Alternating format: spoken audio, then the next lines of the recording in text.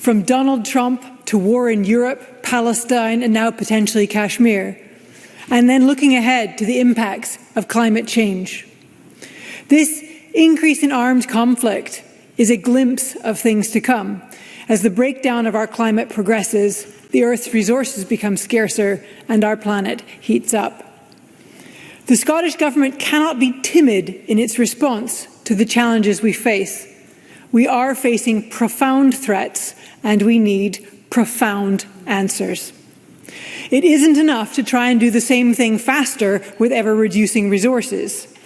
Business as usual is not only alienating a significant proportion of our society, driving them into the arms of the far right, it isn't reducing emissions fast enough to prevent the collapse of our environment. It is possible to build a fairer and greener Scotland, and we need a brave and bold government to do so.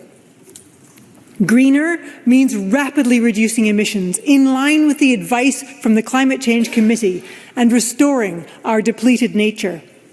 Fairer means redistributing wealth and opportunity so that homes are affordable, work pays fair wages, and ensuring that our social security net allows everyone to live with dignity. It means practical measures to get money back in people's pockets and reduce poverty. There are some good examples of these policies in the programme for government, including a permanent end to peak rail fares, a policy first brought in by the Scottish Greens in October 2023. There are references to key budget commitments, also won by the Scottish Greens, such as the £2 bus fare cap pilot, the pilot for free buses for people seeking asylum, and the increased rollout of free school meals in 8 local authority areas for SCP recipients in S1 through 3. The rollout of offshore wind skills programme and the continuity of the Nature Restoration Fund for another year are to be welcomed. I'm pleased to see a recommitment to the 20 miles per hour speed limits as default by the end of 2025-26.